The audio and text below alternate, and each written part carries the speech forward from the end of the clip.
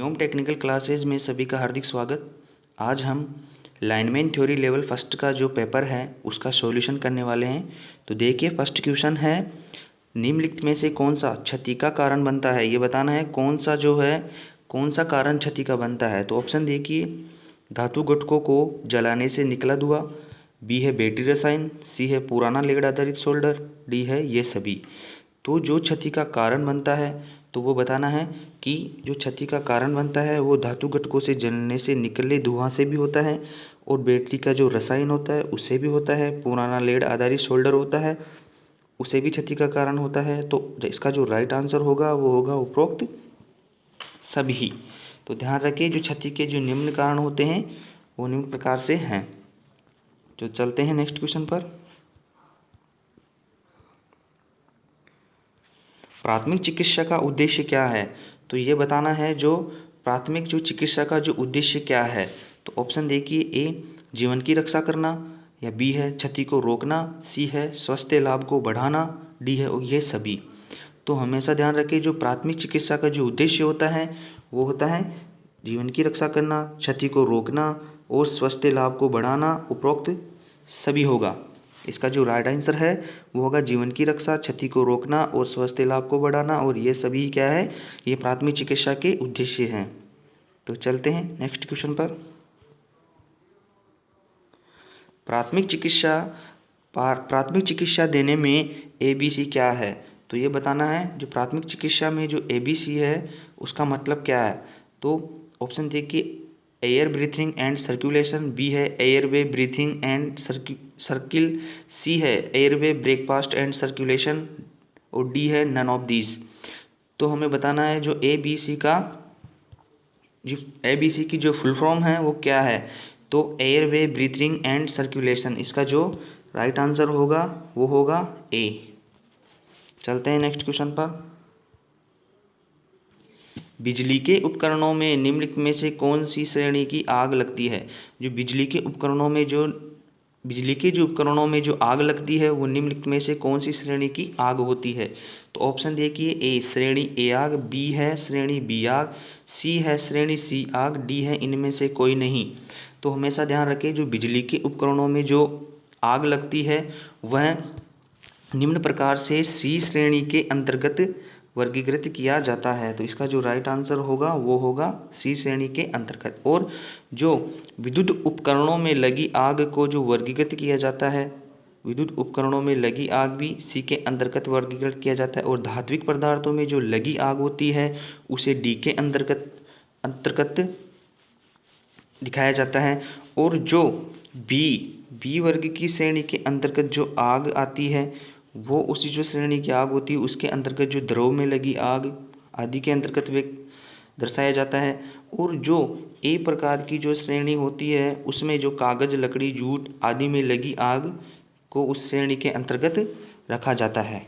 तो हमेशा ध्यान रखें, जो बिजली के उपकरणों में जो आग लगती है वो श्रेणी सी आग की होती है।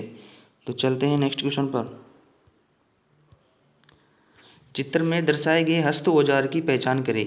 जो चित्र में दर्शाया गया जो हस्त औजार है, ऑप्शन देखिए, ए आसानी से देख लीजिए इसे चित्र को।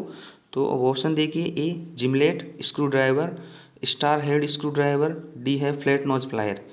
तो ये फ्लैट नोज प्लायर भी नहीं है, ये दिख रहा है, ये एक स्टार हेड स्क्रू ड्राइवर भी नहीं है, ये स्क्रू ड्राइवर भी नहीं है। तो इसका राइट आंसर होगा ये है जिमलेट है, ये एक जिमलेट है।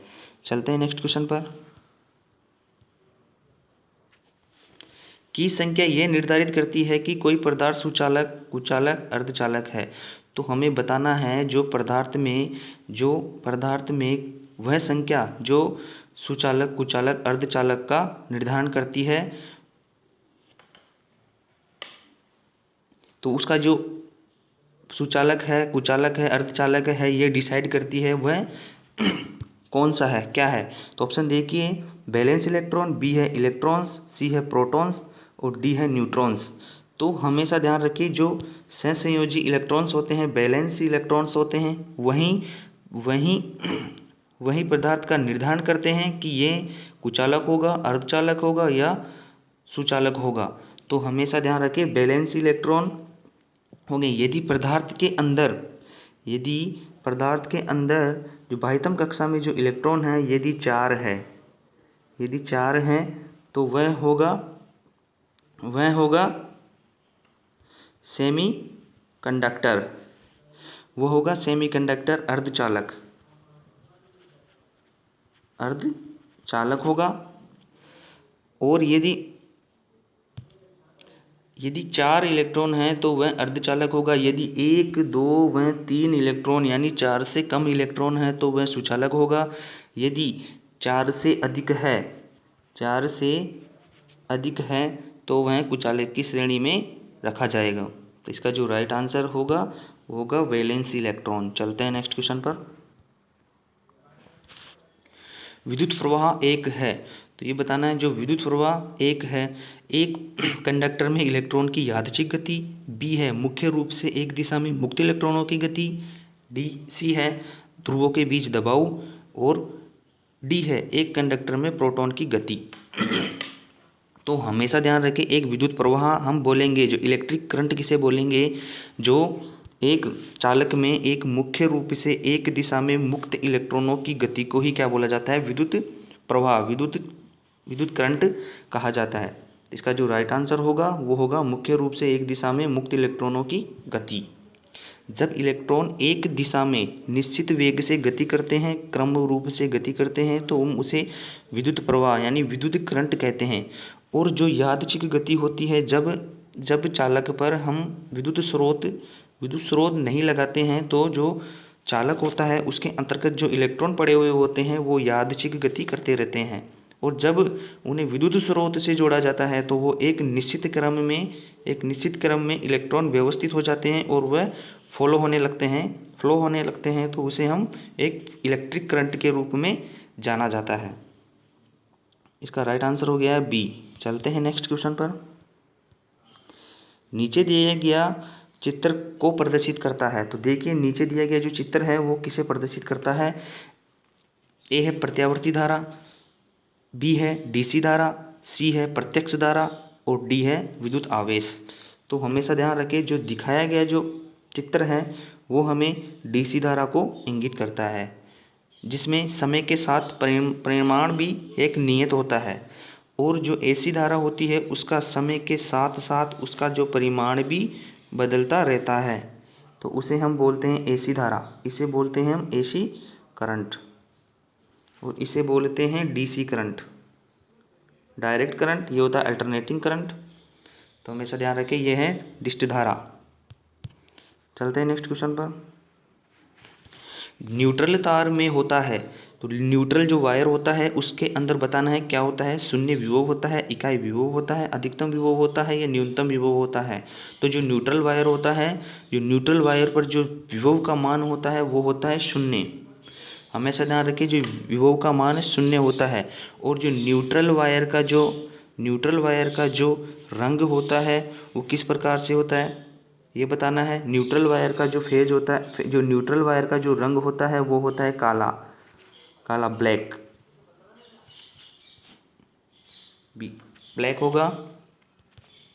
चलते हैं नेक्स्ट क्वेश्चन पर। एक 10 ओम प्रतिरोध में 5 वोल्ट बैटरी द्वारा संचालित है, तो स्रोत से होने वाली धारा कितनी होगी। तो ये निम्न प्रकार से हैं, जैसे ये प्रति एक रेजिस्टेंस जुड़ा हुआ है सर्किट में, इस पर 5 वोल्ट की जो बैटरी स्रोत जोड़ा गया है, इसका जो रेजिस्टेंस का मान है वो 10 ओम है। तो जब इसमें जो प्रवाहित होने वाली धारा होगी I बराबर होगी V/R, तो वोल्टेज में जब हम रेजिस्टेंस का भाग देंगे,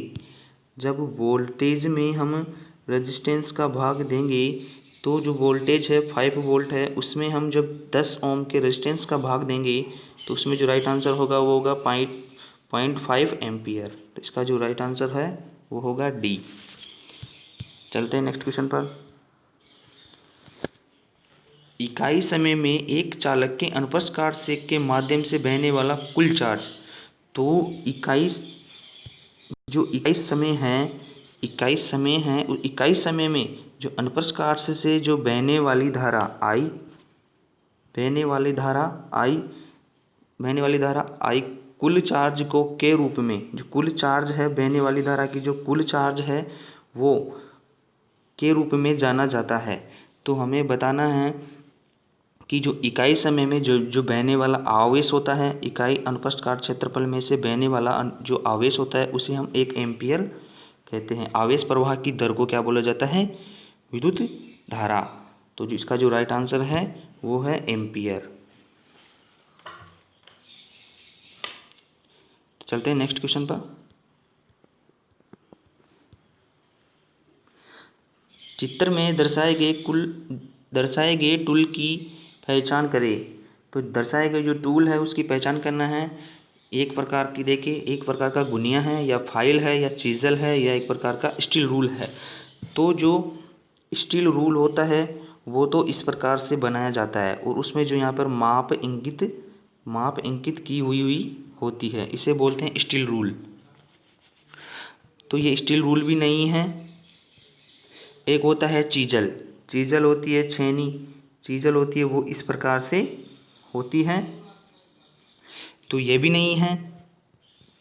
जो फाइल होती है, फाइल इस प्रकार से बनाई जाती है, तो ये भी फाइल नहीं है। चलते ये है एक प्रकार की गुनिया, इसे इस प्रकार से बनाई जाती है, तो ये एक गुनिया है, ट्राई स्क्वायर, इसे बोलते हैं ट्राई स्क्वायर। चलते हैं नेक्स्ट क्वेश्चन पर। सेंटर पंच, जो सेंटर पंच के बिंदु कोण का मान क्या होता है ये बताना है। एक होता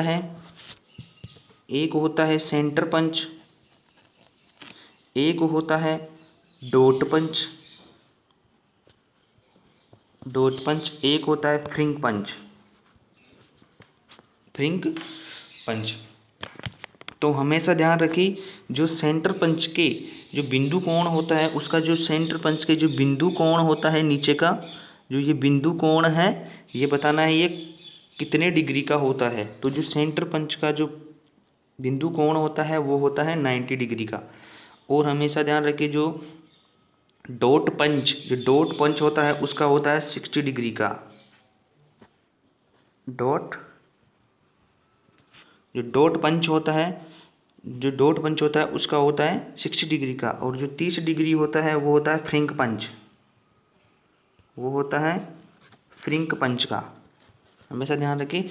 तो इसमें जो प्रश्न में बोला गया है सेंटर पंच के बिंदु कोण का मान बताना है, तो सेंटर पंच के बिंदु कोण का मान होता है 90 डिग्री। चलते हैं नेक्स्ट क्वेश्चन पर। उत्कृष्ट परिकृष्ट वाली सतह बनाने के लिए कौन सी फाइल प्रयोग की जाती है? तो जो उच्च परिकृष्ट वाली सतह बनाने के लिए ये बताना है, जो हाईली जो फिनिश्ड सरफेस जो होती है प्रोड्यूस करने के लिए जो कौन सी फाइल होती है उसका प्रयोग किया जाता है बताना है। तो रफ फाइल का प्रयोग किया जाता है, या डेड स्मूथ फाइल का प्रयोग किया जाता है, या सेकंड कट फाइल का प्रयोग किया जाता है, या बस्टर्ड फाइल का प्रयोग किया जाता है। जो उच्च परिकृष्ट, हमें ज़्यादा घर्षण करना है, उच्च प्रतिशत कार्य करना है, हाईली फिनिश्ड करना है, मतलब उच्च रूप से घर्षण करना है, उच्च रूप से उच्च फाइल से साफ करना है, तो वो कौन सी होगी? वो होगी डेड स्मूथ फाइल। तो हमेशा ध्यान रखिए, उच्च परिकृष्ट कार्यों के लिए जो डेड स्मूथ फाइल प्रयोग की जाती है। चलते हैं नेक्स्ट क्वेश्चन पर। सीट मेटल में डॉली ब्लॉक का उपयोग क्या है? जो सीट मेटल में जो डॉली ब्लॉक होता है उसका जो उपयोग है बताना है। ऑप्शन ए सीट मेटल को आकृति प्रदान करना, सीट मेटल को जोड़ना, सी है सीट मेटल को पीटना, डी है सीट मेटल को चेक करना। तो हमेशा ध्यान रखिए, जो सीट मेटल में जो डॉली ब्लॉक होता है, ये डॉली ब्लॉक एक प्रकार का होता है जो सीट मेटल को आकृति प्रदान करता है। जो डॉली ब्लॉक होता है ये क्या करता है? ये ब्लॉक होता है जिसमें क्या होता है? सीट मेटल को आकृति प्रदान करता है। इसका जो राइट आंसर है वो होगा ए। चलते हैं नेक्स्ट क्वेश्चन पर। निम्नलिखित में से कौन सा स्टैक्स का प्रकार है? तो निम्नलिखित में से कौन सा स्टैक्स का प्रकार है? तो round bottom stacks, half moon stacks, fun stacks. तो हमेशा ध्यान रखिए, जो कौन से स्टैक्स होते हैं, जो स्टैक्स कितने टाइप्स के होते हैं? तो स्टेप होते हैं राउंड बॉटम टैक्स, और एक होता है हाफ मून टैक्स, एक होता है फनल टैक्स अधिक होता है, ये सभी। तो इसका जो राइट आंसर होगा, जो टैक्स होते हैं वो उपरोक्त सभी होते हैं। चलते हैं नेक्स्ट क्वेश्चन पर दिखाए गए ऑप्शन में। तो चित्र में दर्शाए गए तार जो चालक की पहचान करे। तो चित्र में जो दर्शाए गए तार चालक की पहचान करे, तो एक स्टैंडर्ड चालक है, या एक मल्टी स्टैंडर्ड कंडक्टर है, या फिर एकल स्टैंडर्ड चालक और बहु स्टैंडर्ड चालक दोनों हैं, इनमें से कोई नहीं। तो चित्र में दर्शाए गए जो तार चालक दिखाया गया है, ये एक प्रकार का क्या है, ये एक प्रकार का एकल स्टैंडर्ड चालक है, ये सिंगल स्टैंडर्ड कंडक्टर है। इसमें महीन तारों से इसे बलदार रूप में बनाकर इस पर एक इंसुलेशन लेवल चढ़ाया गया है। तो ये एक प्रकार का एकल स्टैंडर्ड चालक है, तो सिंगल स्टैंडर्ड कंडक्टर है। तो चलते हैं नेक्स्ट क्वेश्चन पर।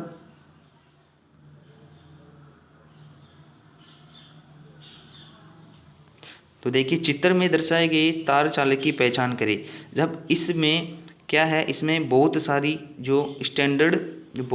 स्टैंडर्ड चालकें हैं, तो इसे हम किस रूप में बताएंगे। तो देखिए, एकल स्टैंडर्ड है क्या, नहीं है, इसमें बहुत सारे स्टैंडर्ड चालक है, तो ये एकल स्टैंडर्ड चालक नहीं होगा। इसका जो राइट आंसर है वो देखिए बहु स्टैंडर्ड चालक। इसमें क्या है, बहुत सारे स्टैंडर्ड चालक है, या फिर एक एकल स्टैंडर्ड चालक और बहु स्टैंडर्ड चालक दोनों। इसका ये भी नहीं है, इसका ये भी नहीं है। तो इसका जो राइट आंसर है वो है बहु स्टैंडर्ड चालक। इसमें क्या है, मल्टी स्टैंडर्ड कंडक्टर है। चलते हैं नेक्स्ट क्वेश्चन पर। चित्र में दर्शाई गई चीजल का क्या नाम है। जो चीजेल दिखाई गई है, जो छीनी दिखाई गई है, इसका नाम बताना है। Half round chisel, flat nozzle, cross cut chisel या राउंड चीजल। तो जो चीजल दिखाई गई है, ये एक प्रकार की क्रॉस कट चीजल होती है। ध्यान से देख लीजिए, ये दिखाई गई चीजल है वो है क्रॉस कट चीजल। चलते हैं नेक्स्ट क्वेश्चन पर। सोल्डर के लिए किस पदार्थ का उपयोग किया जाता है। तो सोल्डर के लिए जो कौन सा पदार्थ है जिसका उपयोग किया जाता है, तो शुद्ध धातु, मिश्र धातु, या फिर गैर धातु तत्व, या सी है सिंथेटिक तत्व, डी है इनमें से कोई नहीं। तो जो सोल्डर के लिए किस पदार्थ का प्रयोग किया जाता है, तो हम करते हैं मिश्र धातु होती है, वो एक प्रकार की शुद्ध धातु होती है। चलते हैं नेक्स्ट क्वेश्चन। इसका राइट आंसर है शुद्ध धातु या मिश्र धातु, जिसमें सीसा प्लस टिन का उपयोग किया जाता है।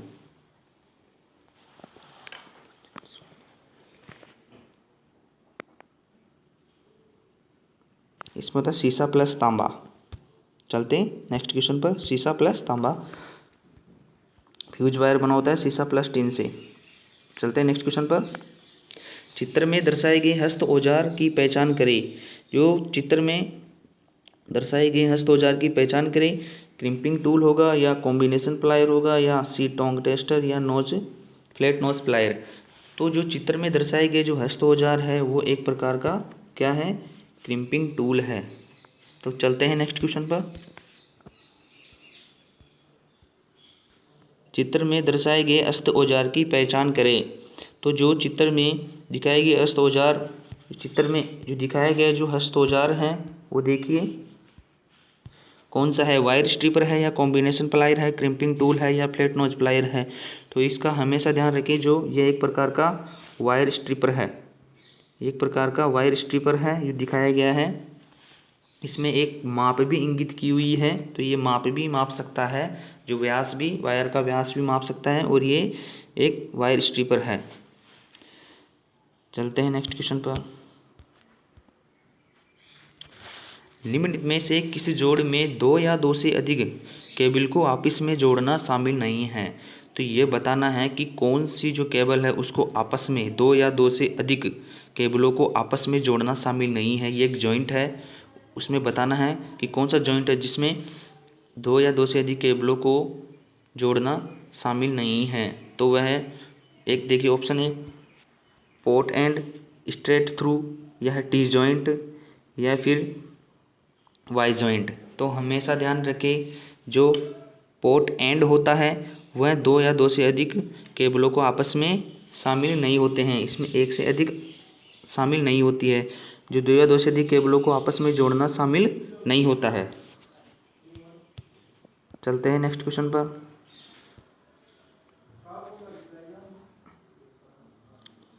तार का एक छोटा पतला टुकड़ा जो अत्यधिक विद्युत प्रवाह बहने से गर्म होकर पिघल जाता है उसे कहा जाता है।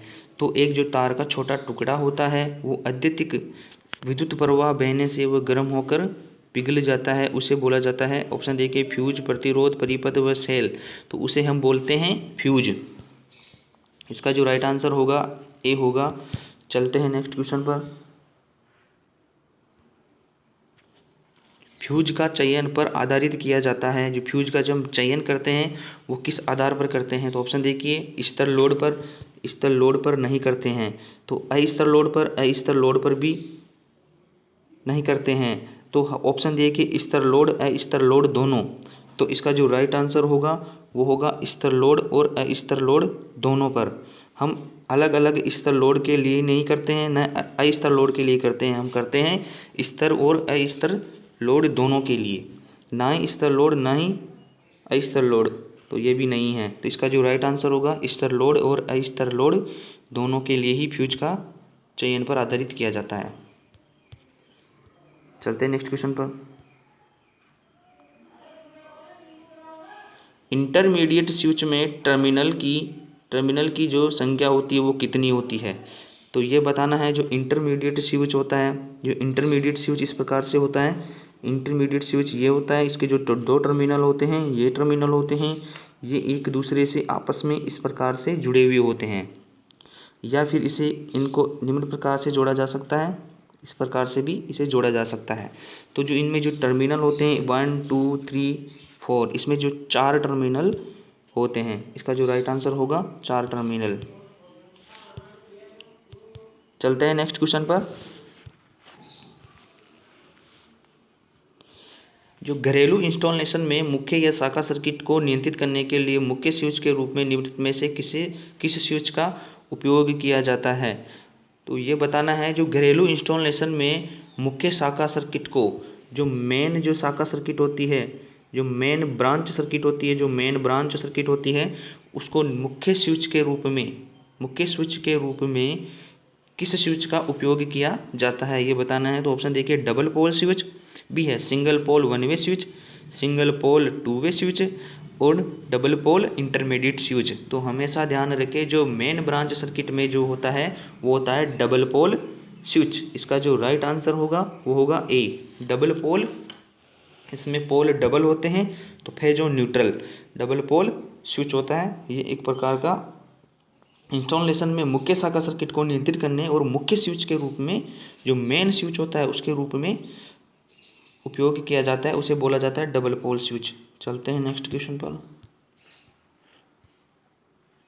भू प्रतिरोध को इस प्रकार तैयार किया जाना चाहिए कि ऑप्शन देखिए, भू प्रतिरोध यथावत कम से कम हो, या बी है भू प्रतिरोध यथावत अधिक से अधिक हो, या सी है भू प्रतिरोध सदैव शून्य होना चाहिए, या डी है इनमें से कोई नहीं। तो हमेशा ध्यान रखें, जो भू प्रतिरोध होता है उसे किस प्रकार से तैयार किया जाना चाहिए। जो आदर्श भू प्रतिरोध होता है उसे तो हम मान सकते हैं कि वह शून्य होना चाहिए, आइडियल को हम अनुमान लगा सकते हैं कि शून्य है। लेकिन जब जो प्रैक्टिकली होता है, जो प्रतिरोध होता है, उसे भू प्रतिरोध को यथावत कम से कम होना चाहिए। क्या होना चाहिए? प्रतिरोध का मान कम से कम होना चाहिए। चलते हैं नेक्स्ट क्वेश्चन पर। जो अर्ध प्रतिरोध होता है उसे कम से कम होना चाहिए। चलते हैं नेक्स्ट क्वेश्चन पर। ट्रांसमिशन लाइनों द्वारा किस प्रकार की अर्थिंग का प्रयोग किया जाता है? जो ट्रांसमिशन जो लाइनें होती है, जो लाइनों के द्वारा किस प्रकार की अर्थिंग का प्रयोग किया जाता है, तो ये बताना है। जो ट्रांसमिशन जो लाइनें होती है उनमें किस प्रकार की अर्थिंग देखने को मिलती है? तो ऑप्शन देखिए, ए प्लेट अर्थिंग, बी है रोड अर्थिंग, सी है स्ट्रिप अर्थिंग और डी है ये सभी। तो हमेशा ध्यान रखें, जो ट्रांसमिशन लाइनें होती है, जो पारेषण लाइनें होती हैं, जो ट्रांसमिशन जो लाइनें होती है, पारेषण लाइनें हमें देखने को मिलती है, जो रोड क्रॉस करके जो बड़ी खंभों पर बनाई जाती है स्टील के। तो उन पर जो अर्थिंग की जाती है वो की जाती है स्ट्रिप अर्थिंग। इसका राइट आंसर होगा स्ट्रिप अर्थिंग। वहाँ पर कौन सी अर्थिंग की जाती है? प्लेट अर्थिंग नहीं की जाती है, वहाँ पे रोड अर्थिंग भी नहीं की जाती है, वहाँ की जाती है स्ट्रिप अर्थिंग। स्ट्रिप अर्थिंग होगा राइट आंसर।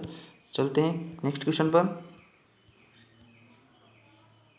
आमतौर पर ग्राउंडिंग के लिए प्रदान की जाती है, तो आमतौर पर जो ग्राउंडिंग के लिए प्रदान की जाती है, उपकरणों की सुरक्षा के लिए या संचालन कर्मियों की सुरक्षा के लिए?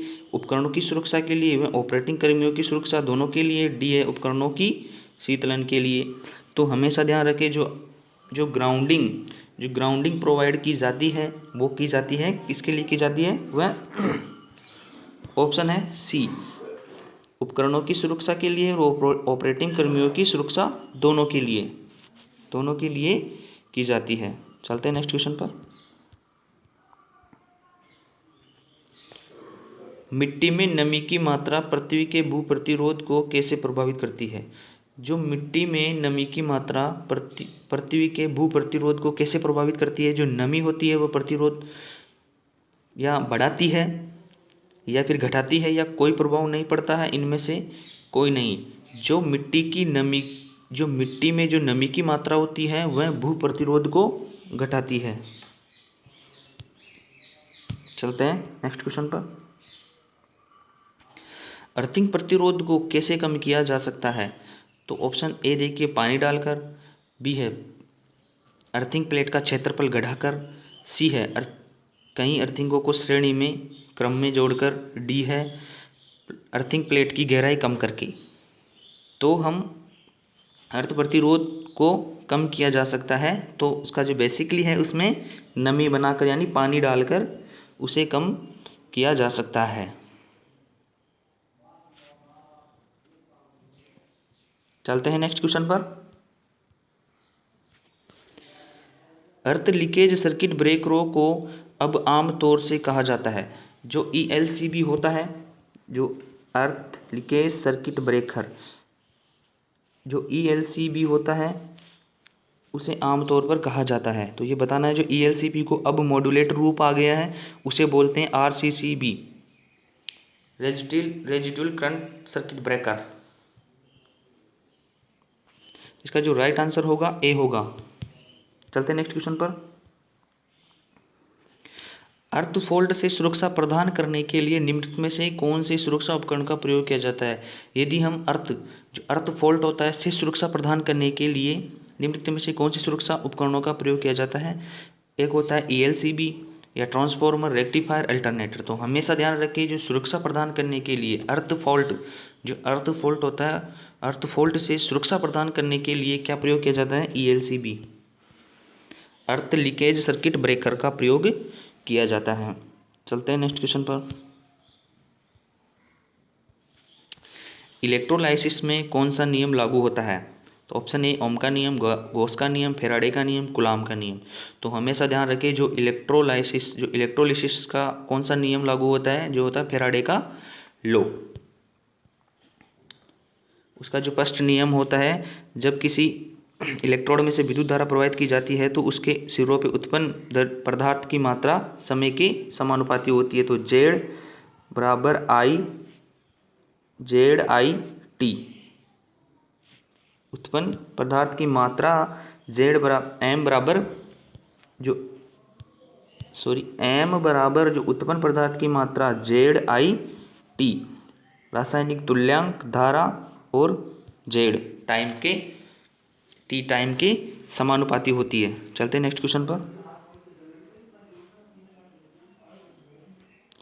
एक सेल की क्षमता को में मापा जाता है एम्पियर में, बी है एम्पियर घंटे में, सी है वाट में और वाट घंटे में। तो जो सेल की जो क्षमता होती है उसे मापा जाता है एम्पियर घंटे में। हमेशा ध्यान रखें जो सेल की जो क्षमता मापी जाती है वो मापी जाती है एम्पियर घंटे में। चलते हैं नेक्स्ट क्वेश्चन पर।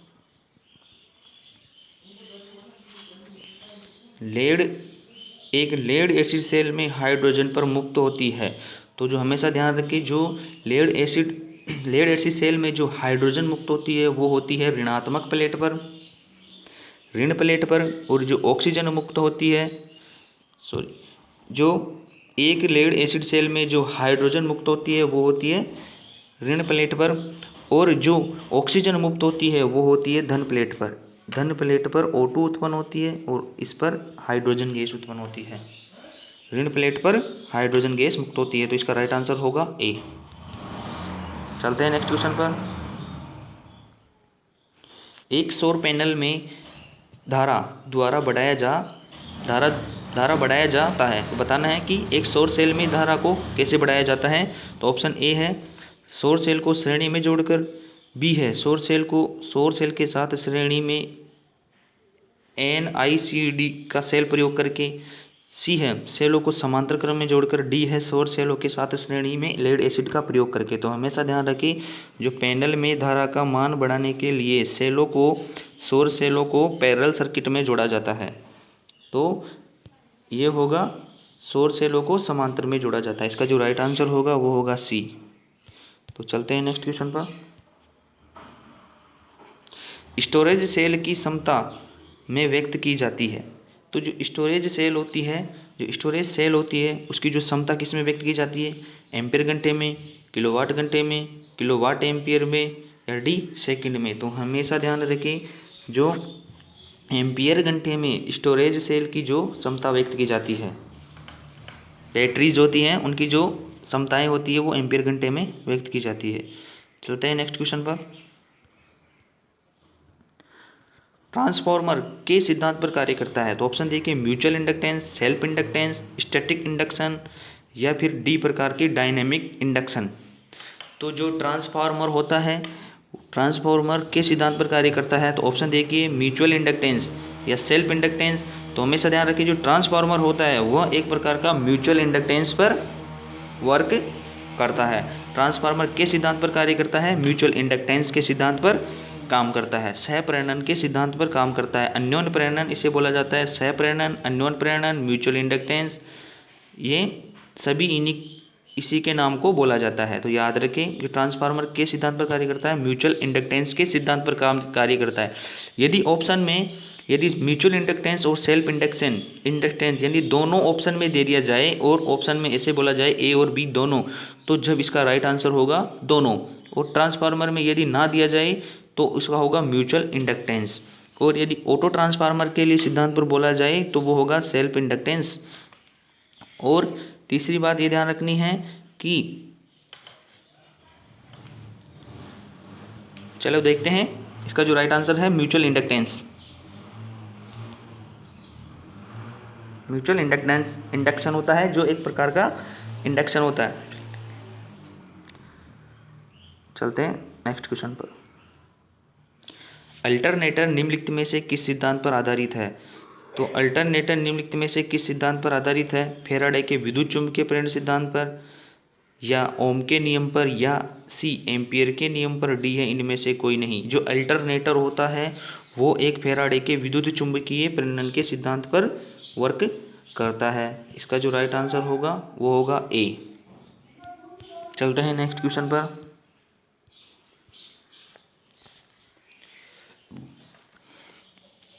एक सिंगल फेज एसी सर्किट में पावर निम्नलिखित में से कौन सा गणितीय समीकरण द्वारा प्रदर्शित किया जाता है। जो सिंगल फेज में एसी सर्किट में जो पावर होती है वो किस गणितीय समीकरण से प्रदर्शित की जाती है। तो देखिए, जो P होता है उसे V इंटू आई कोस फाई होता है।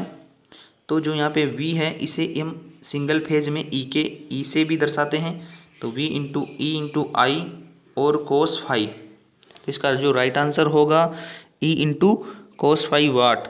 तो E इंटू आई कोस फाई वाट, इसका जो राइट आंसर है वो होगा ए। चलते हैं नेक्स्ट क्वेश्चन पर। निम्नलिखित में से कौन सा मल्टीमीटर का एक प्रकार है। तो निम्नलिखित में से कौन सा एक मल्टीमीटर होता है जो धारा के मान को मापता है, जो वोल्टेज के मान को मापता है, रेजिस्टेंस के माप को मापता है, एक ही उपकरण से मापा जाता है। तो वह निम्नलिखित में से कौन सा मल्टीमीटर का एक प्रकार है। जो मल्टीमीटर होता है वो किस टाइप में देखने को मिलता है ये बताना है। तो ऑप्शन देखिए, एनालॉग, डिजिटल, सी है एनालॉग और डिजिटल दोनों प्रकार के, डी है इनमें से कोई नहीं। तो हमेशा ध्यान रखें, जो मल्टीमीटर होता है वह एक प्रकार का किस रूप में होता है, एनालॉग एनालॉग प्रकार में होता है। ये हमें एक सुई के द्वारा इंडिकेट करता है। एनालॉग होता है डिजिटल में हमें क्रम्स की संख्या में एक डिस्प्ले के द्वारा दर्शाया जाता है। ये मल्टीमीटर में नहीं होता है, लेकिन मल्टीमीटर में होता है, एनालॉग टाइप प्रकार का होता है। चलते हैं नेक्स्ट क्वेश्चन पर। मेगर में टर्मिनल होते हैं, तो मेगर में कितने टर्मिनल होते हैं? जो मेगर होते हैं मेगर में होते हैं एक प्लस टर्मिनल, एक होता है माइनस, एक होता है रेड रंग का, ये होता है लाल रंग का, ये होता है ब्लैक रंग का, ये होता है ब्लैक रंग का। तो हमेशा ध्यान रखें 2 टर्मिनल होते हैं। राइट आंसर हो गया बी। मेगर में प्लस और माइनस 2 टर्मिनल होते हैं। जो मेगर को कितनी कितनी स्पीड से घुमाया जाता है, ये क्वेश्चन भी पूछा जाता है। तो मेगर की जो रोटेशन स्पीड होती है वह होती है 160 RPM, राउंड पर मिनट, पावर राउंड पर मिनट। 1 मिनट में 160 बार इसको राउंड कराया जाता है, तो 160 बार, और ये निम्न प्रकार से होते हैं। चलते हैं नेक्स्ट क्वेश्चन पर।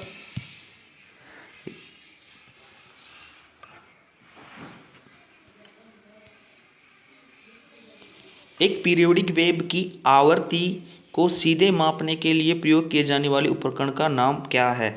जब एक पीरियोडिक वेव की आवृत्ति को सीधे मापन करने के लिए जो प्रयोग किया जाता है उपकरण वह कौन सा है? तो ऑप्शन देखिए ऑसिलोस्कोप, बी है रेडियो फ्रिक्वेंसी जनरेटर, सी है फ्रीक्वेंसी मीटर या काउंटर, डी है रेडियो आवृत्ति जनरेटर। तो हमेशा ध्यान रखें जो एक पीरियोडिक वेव की जो आवृत्ति को सीधे मापने के लिए जो उपकरण का प्रयोग किया जाता है वो होता है फ्रीक्वेंसी मीटर और काउंटर। इसका जो राइट आंसर होगा वो होगा फ्रीक्वेंसी मीटर और काउंटर या काउंटर। इसे काउंटर भी बोला जाता है, जो फ्रीक्वेंसी मीटर व काउंटर भी बोला जाता है, जो पीरियोडिक वेव की आवृत्ति को सीधे मापने के लिए उपकरण का प्रयोग यही किया जाता है, जो फ्रीक्वेंसी मीटर और काउंटर होता है। चलते हैं नेक्स्ट क्वेश्चन पर। घरों में वायरिंग सामान्यतः की जाती है, जो घरों में हम जो वायरिंग करते हैं वो किस क्रम में की जाती है? ऑप्शन देखिए समांतर क्रम में, बी श्रेणी क्रम में, सी है मिश्रित क्रम में, डी है समांतर क्रम और श्रेणी क्रम दोनों में। तो हम जो घरों में जो वायरिंग करते हैं वो की जाती है समांतर क्रम में। हमेशा ध्यान रखें जो घरों में जो वायरिंग की जाती है वो की जाती है समांतर क्रम में। चलते हैं नेक्स्ट क्वेश्चन पर। निम्नलिखित में से किस प्रकार वायरिंग का प्रकार निम्नलिखित में से किस पर निर्भर करता है? तो जो वायरिंग का प्रकार है वो किस प्रकार की हम वायरिंग कर रहे हैं वो किस पर निर्भर करता है? तो ऑप्शन देखिए ए है स्थान और उपभोक्ता का बजट पर निर्भर करता है। क्या भाई उसके पास कितना बजट है और कौन कितना स्थान है। बी है स्वायत्त और लागत के लिए, सी है सुरक्षा और दिखावट के पर निर्भर करता है, या उपरोक्त सभी पर। तो जो इसका जो राइट आंसर होगा वह उपरोक्त सभी पर निर्भर करता है। चलते हैं नेक्स्ट क्वेश्चन पर। वायरिंग केवल अस्थायी स्थापना के लिए उपयुक्त होती है, तो जो कौन सी वायरिंग है जो अस्थायी, मतलब उसे अस्थायी रूप से ही स्थापना की जाती है, उसको बाद में हटा भी सकते हैं, तो वह के लिए उपयुक्त होती है, अस्थायी स्थापना के लिए उपयुक्त होती है। कौन सी वायरिंग होती है? ऑप्शन देखिए क्लीट wiring, RTS wiring, metal wiring या PVC कैपिंग। तो हमेशा ध्यान रखें जो अस्थायी वायरिंग होती है उसे बोलते हैं क्लीट वायरिंग। अस्थायी वायरिंग स्थापना होती है उसे बोला जाता है क्लीट वायरिंग। चलते हैं नेक्स्ट क्वेश्चन पर। 4 ओम के 2 प्रतिरोधों को श्रेणी क्रम में संयोजित किया गया है, तो इस संयोजन का कुल रेजिस्टेंस बताना है, जो क्या होगा? तो ऐसे तो इसमें संख्या में होगा 4 ओम के 2 प्रतिरोध है तो 8 ओम प्रतिरोध होगा। तो देखिए इसमें ऑप्शन दिखाया गया है कि प्रतिरोध इंक्रीज होगा, डिक्रीज होगा, या अपरिवर्तित रहेगा, या 4 गुना बढ़ जाएगा। तो हमेशा ध्यान रखें जो श्रेणी क्रम में जब रेजिस्टेंस को जोड़ा जाता है, जब 2 रेजिस्टेंसों को एक साथ श्रेणी क्रम में जोड़ा जाता है तो जो कुल रेजिस्टेंस का मान क्या हो जाता है? बढ़ जाता है। अधिकतम रेजिस्टेंस से भी अधिकतम मान आता है, जैसे 1 + 2, तो इसमें जो 2 अधिकतम रेजिस्टेंस है तो इससे भी जो इसका जो इक्वल होगा वो 3 होगा, वो 2 से भी अधिक होगा।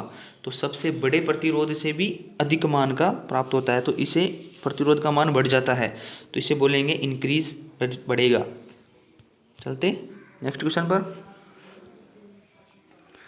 विद्युतीय वायरिंग के संदर्भ में पीवीसी से क्या तात्पर्य है? तो जो विद्युत वायरिंग के संदर्भ में जो पीवीसी से क्या तात्पर्य है, जो पीवीसी की फुल फॉर्म बताना है। तो ऑप्शन देखिए, पॉलीवाइलिन क्लोराइड, बी है पॉलीविनाइल क्लोराइड, सी है पॉलीविनाइल क्लोरीन, डी है पॉलीविनाइल क्लस्टर। तो हमेशा ध्यान रखिए जो पीवीसी का फुल फॉर्म होता है वो होता है पॉलीविनाइल क्लोराइड, पॉलीविनाइल क्लोराइड। इसका जो राइट आंसर होगा ए होगा। चलते हैं नेक्स्ट क्वेश्चन पर। सही साइज के कंड्यूट का चयन निम्नलिखित में से कौन से कारक पर निर्भर करता है? तो सही साइज के जो कंड्यूट का चयन है वो निम्नलिखित में से कौन से कारक पर निर्भर करता है? केबल का साइज, बी है ले जाने वाली विद्युत केबल की संख्या, ली जाने वाली केबल की संख्या, सी है केबल का साइज तथा ली जाने वाली दोनों, या इनमें से कोई नहीं। तो हमेशा ध्यान रखें जो सही साइज के जो कंड्यूट होते हैं जिसके अंदर हम वायरिंग को बिछाने व ले जाने का काम करते हैं अंदर से, तो उसका चयन किस प्रकार से निर्भर किया जाता है? जो कंड्यूट कितना होना चाहिए, कितने बड़ा होना चाहिए, वो कितना होना चाहिए, मतलब साइज में कितना होना चाहिए, ये केबल का साइज, एक तो केबल का साइज कितना है और ली जाने वाली केबलों की संख्या उसमें से कितनी है। यदि कितना मोटा केबल उसमें से ले जाना है और उसमें से कितने केबल ऐसे जो इतने मोटे केबल है उनको ले जाना है, तो उनके ऊपर निर्भर करता है। तो इसका जो राइट आंसर होगा वो होगा सी, कि उसमें कितने केबल और कितने मोटे केबल एक साथ उसमें से निकाले जा सकते हैं, तो उसी प्रकार से कंड्यूट का निर्धारण किया जाता है। तो इसका राइट आंसर होगा सी। चलते हैं नेक्स्ट क्वेश्चन पर। एंटरटेनमेंट वायरिंग में केबल की आवश्यकता होती है। जो एंटरटेनमेंट जो वायरिंग होती है उसमें केबल की आवश्यकता होती है। कॉक्स की, बी है एवी की, सी है पीवीसी की, डी है कैट 5 की। तो हमेशा ध्यान रखें जो एंटरटेनमेंट में जो वायरिंग प्रयोग की जाती है वो होती है एवी वायरिंग, उसे बोला जाता है एवी वायरिंग। इसका जो राइट आंसर है वो है बी, एवी जो वायरिंग है वो एंटरटेनमेंट के लिए प्रयोग की जाती है, एवी वायरिंग। चलते हैं नेक्स्ट क्वेश्चन पर। 110 वोल्ट अल्टरनेटर का अचालक प्रतिरोध के द्वारा टेस्ट किया जाता है। तो जो 110 वोल्ट का जो अल्टरनेटर है उसका साइज, उसका अचालक प्रतिरोध होता है, जो अचालक प्रतिरोध होता है उस अचालक प्रतिरोध के द्वारा टेस्ट किया जाता है। तो ऑप्शन देखिए, मेगर द्वारा, किलोवाट घंटा मीटर द्वारा, नियॉन टेस्टर द्वारा, टेकोमीटर द्वारा। तो हमेशा ध्यान रखिए जो 110 जो अल्टरनेटर होता है उसका जो रेजिस्टेंस होता है, जो अचालक जो प्रतिरोध होता है उसको मेगर के द्वारा मापा जाता है। रोधन प्रतिरोध होता है उसे अचालक का मतलब रोधन प्रतिरोध मापा जाता है मेगर से।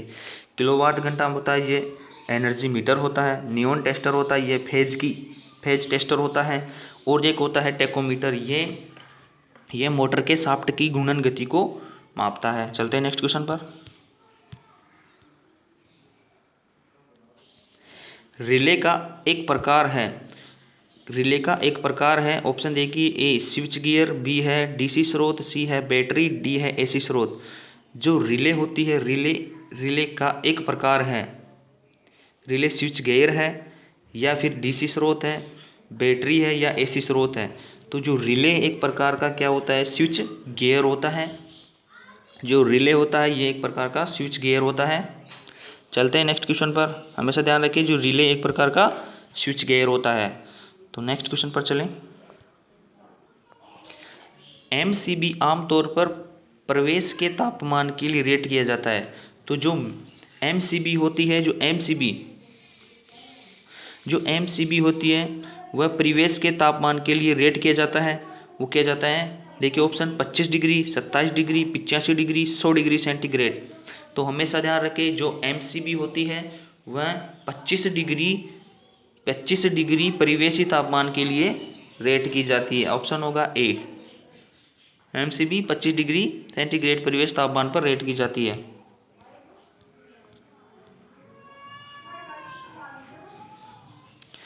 डीसी मोटर्स में इंटरपोल का उपयोग के लिए किया जाता है।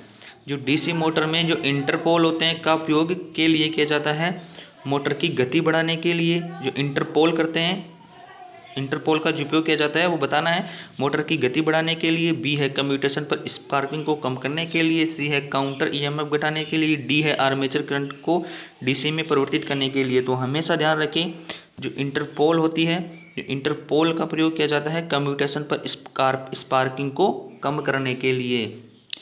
जो वहाँ पर कम्यूटेटर पर जो इस कम्यूटेशन के दौरान जो स्पार्किंग होती है उसको कम करने के लिए इंटरपोल का प्रयोग किया जाता है। मेन पोल के ऊपर बनाए जाते हैं इंटरपोल। चलते हैं नेक्स्ट क्वेश्चन पर।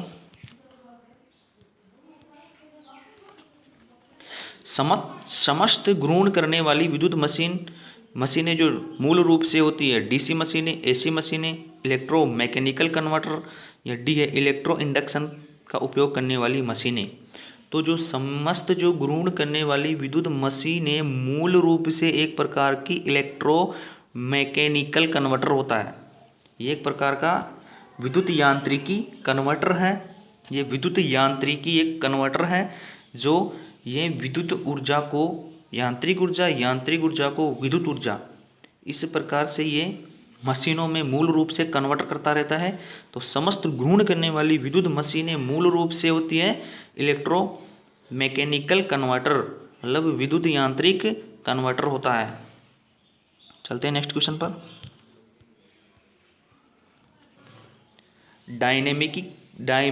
जो डायनेमिकली प्रेरित ईएमएफ का सिद्धांत में प्रयोग किया जाता है। जो डायनेमिकली होता है, जो इंड्यूस्ड ईएमएफ होता है वो उपयोग किया जाता है, बताइए, जो परिवर्तित रूप से होता है ट्रांसफार्मर, चौक में, जनरेटर में या थर्मोकपल में। तो हम हमेशा ध्यान रखें जो परिवर्तित रूप का जो ईएमएफ होता है, जो गतिशील ईएमएफ होता है वो होता है जनरेटर में। इसका जो राइट आंसर है वो है जनरेटर। चलते हैं नेक्स्ट क्वेश्चन पर।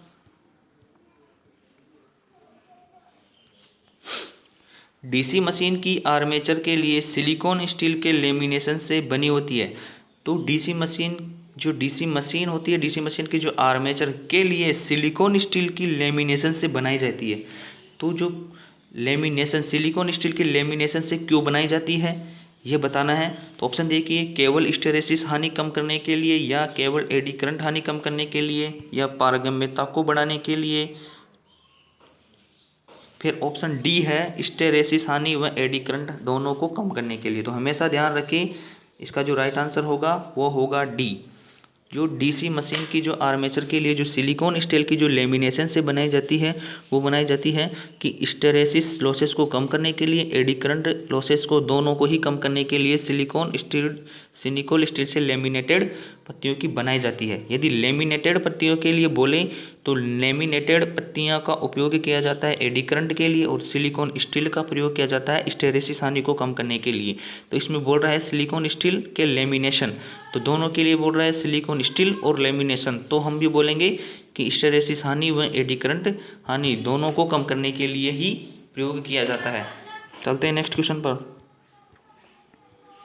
एक डीसी जनरेटर के फील्ड कॉइल आमतौर पर, एक डीसी जनरेटर के जो फील्ड कॉइल होते हैं वो आमतौर पर किसके बने होते हैं। तो ऑप्शन बताना है माइका के, कार्बन के, कास्ट आयरन के या कॉपर की।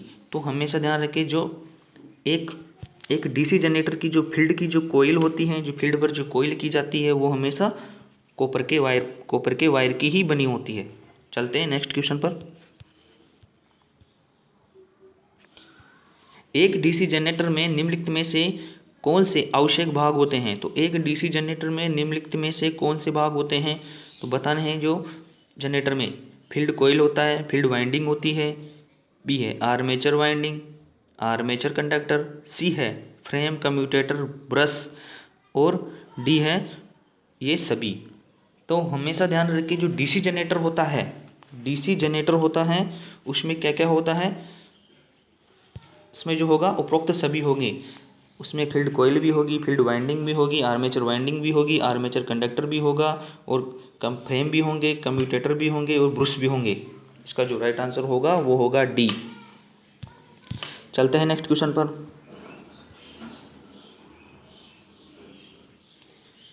जब डीसी शंट मोटर पर लोड बढ़ाया जाता है तो उसकी गति, जब डीसी शंट मोटर पर लोड बढ़ाया जाता है तो उसकी गति क्या होगी, डीसी शंट मोटर होती है तो यदि वो एक प्रकार की नियत चाल वाली गति होती है, लेकिन जब उस पर लोड बढ़ाया जाता है तो वह थोड़ी घट जाती है। तो ऑप्शन देखिए, अनुपातिक रूप से बढ़ती है, स्थिर रहती है, थोड़ी बढ़ जाती है, थोड़ी घट जाती है। तो हमेशा ध्यान रखें, थोड़ी घट जाती है। चलते हैं नेक्स्ट क्वेश्चन पर।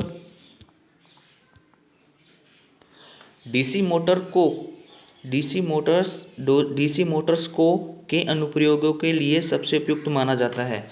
तो डीसी मोटर को के अनुप्रयोगों के लिए सबसे उपयुक्त माना जाता है, तो पंखों के लिए, वाटर पंप के लिए, ट्रैक्शन के लिए या फ्लोर मिल्स के लिए। तो डीसी मोटर्स को के अनुप्रयोग के लिए सबसे उपयुक्त माना जाता है वो होता है ट्रैक्शन कार्य में। जो ट्रैक्शन कार्य होते हैं उनमें डीसी मोटरों के अनुप्रयोग के लिए सबसे उपयुक्त माना जाता है डीसी को। चलते हैं नेक्स्ट क्वेश्चन पर।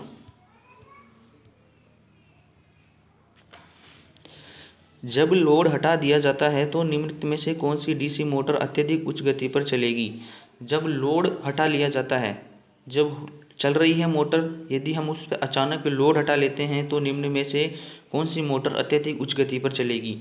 तो हमेशा ध्यान रखें, शंट मोटर होगी या series motor, cumulative compound motor या डिफरेंशियल कंपाउंड मोटर। तो हमेशा ध्यान रखें, जब चलती हुई मोटर पर अचानक हम लोड हटा लेने पर वह गति की स्पीड बढ़ जाती है तो हमें उसे बोलते हैं DC series motor. DC series motor, B इसका राइट आंसर होगा। चलते हैं नेक्स्ट क्वेश्चन पर।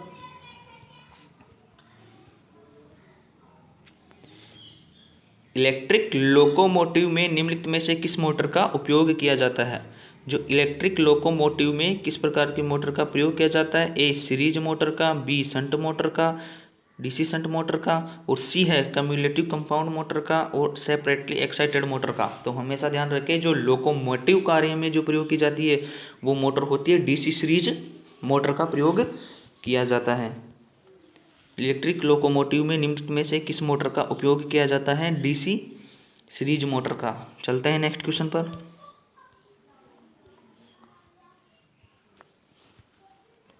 निम्न में से कौन सा नियम डीसी जनरेटर में उपयोग किया जाता है। तो निम्नलिखित में से कौन सा नियम डीसी जनरेटर में उपयोग किया जाता है, यह बताना है। निम्नलिखित में से कौन सा नियम डीसी जनरेटर में उपयोग किया जाता है। फ्लेमिंग के दाएं हाथ का नियम, फ्लेमिंग के बाएं हाथ का नियम, सी लेंज का नियम, डी है वेबर का नियम। तो निम्नलिखित में से कौन सा नियम डीसी जनरेटर में उपयोग किया जाता है, डीसी जनरेटर में किया जाता है वो होता है फ्लेमिंग के दाएं हाथ का नियम। और जो मोटर होता है उसमें जो प्रयोग किया जाता है उसे किया जाता है बाएं हाथ का नियम। तो हमेशा हमें पूछ रहा है डीसी जनरेटर, तो डीसी जनरेटर में जो होता है वो होता है दाएं हाथ का नियम। इसका जो राइट आंसर होगा ए। चलते हैं नेक्स्ट क्वेश्चन पर। निम्नलिखित में से कौन सा कथन स्लीव्स के लिए सत्य है। तो इसमें बिजली के तार या केबल के समूह डाला जा सकता है। बी घर्षण, गर्मी, रासायनिक, भौतिक क्षति व और रेडियो हस्तक्षेप से तारों की रक्षा करता है। सी है यह विद्युत इंसुलेशन और तारों को आसान पहचान सुनिश्चित करता है। डी उपरोक्त सभी। तो इसका जो राइट आंसर होगा, जो स्लीव्स होते हैं उसमें जो उपरोक्त सभी ही प्रयोग किए जाते हैं। इसमें पहला कार्य होता है कि बिजली के तारों को केबल या केबल के समूह उसमें आसानी से डाल सकते हैं। दूसरी बात, घर्षण, गर्मी, रासायनिक, भौतिक क्षति व रेडियो हस्तक्षेप तारों की रक्षा करता है। ये स्लीव्स होता है, ये रक्षा भी करता है। और ये विद्युत इंसुलेशन और तारों की आसान पहचान भी सुनिश्चित करता है। तो इसका राइट आंसर हो गया है डी। चलते हैं नेक्स्ट क्वेश्चन पर। निम्नलिखित में से कौन सा कुचालक पदार्थ है। तो ये बताना है। अभ्रक होगा, टिन होगा, शीशा होगा, पारा होगा। तो निम्नलिखित में से कौन सा पदार्थ कुचालक होगा। तो जो उपरोक्त में से जो बताए गए पदार्थ हैं उनमें से कुचालक पदार्थ है माइका, अभ्रक होगा। टिन है, ये एक प्रकार का चालक पदार्थ है। शीशा ये भी चालक पदार्थ है, ये एक धातु, ये द्रव चालक पदार्थ है, धातु के अंतर्गत आती है, द्रव धातु। चलते हैं नेक्स्ट क्वेश्चन पर।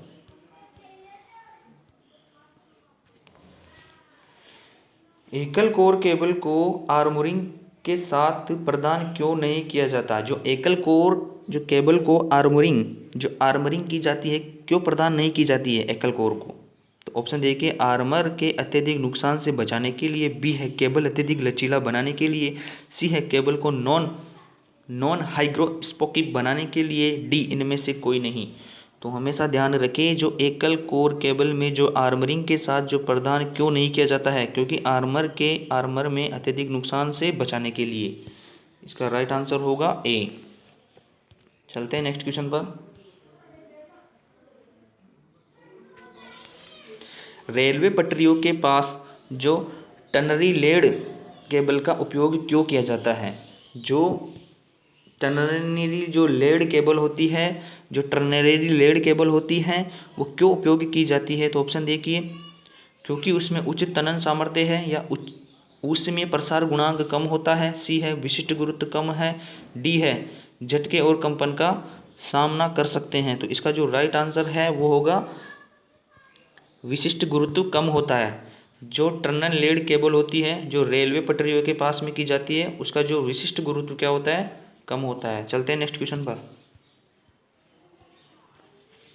33 केवी से 66 केवी तक वोल्टेज के पारेषण के लिए सबसे उपयुक्त केबल कौन सा है? ऑप्शन देखिए, बेल्टेड केबल, स्क्रीन्ड केबल, सी है प्रेशर केबल, डी है एकल कोर केबल। तो हमेशा ध्यान रखें, 33 केवी से 66 केवी तक जो वोल्टेज पारेषण में उपयोग किया जाता है वो कौन से प्रकार का होता है? वो बताना है स्क्रीन्ड केबल। स्क्रीन्ड जो केबल होती है वो 33 केवी से 66 केवी तक पारेषण के लिए प्रयोग की जाती है। जो बेल्टेड केबल होती है वो 11 केवी से 33 केवी तक। तो इसका जो 33 केवी से 66 केवी तक जो होती है वो होती है स्क्रीन्ड केबल। इसका जो राइट आंसर होगा वो होगा बी, स्क्रीन्ड केबल। चलते हैं नेक्स्ट क्वेश्चन पर। ट्रांसफॉर्मर में परिवर्तन के बिना एक सर्किट दूसरे में ऊर्जा का स्थानांतरित करता है। तो एक ट्रांसफार्मर होता है किसमें परिवर्तन किए बिना सर्किट में एक ऊर्जा को दूसरी ऊर्जा में स्थानांतरित करता है? तो वह फ्रीक्वेंसी है, या लोड है, वोल्टेज है, करंट है।